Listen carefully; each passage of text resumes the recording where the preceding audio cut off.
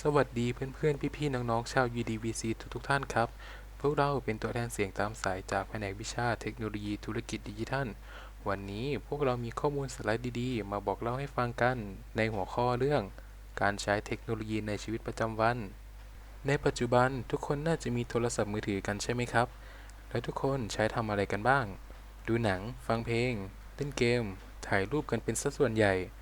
โดยจริงๆ แล้วโทรศัพท์มือถือบนมือเรานั้นมีประโยชน์มากกว่าที่เราคิดจะมีอะไรบ้างเรามาฟังกันเลยครับอย่างแรกเลยนะครับโทรศัพท์มือถือสามารถช่วยในการเรียนรู้และหาความรู้ใหม่ๆได้ตลอดเวลาไม่ว่าจะเป็นการค้นหาข้อมูลผ่านอินเทอร์เน็ตเรียนออนไลน์หรือดูคลิปสอนใน YouTube ซึ่งสามารถทำให้เราเข้าใจบทเรียนหรือหัวข้อที่เราสนใจได้ง่ายมากยิ่งขึ้นอย่างที่สองคือเราสามารถติดต่อสื่อสารกับเพื่อนๆครอบครัว และคนที่เรารักได้อย่างสะดวกและรวดเร็วผ่านแอปพลิเคชันต่างๆ เช่น LINE Messenger หรือแม้แต่ประชุมออนไลน์ผ่าน Zoom หรือ Google Meet และสุดท้ายนี้การใช้เทคโนโลยีอย่างมีสติก็เป็นเรื่องสำคัญนะครับ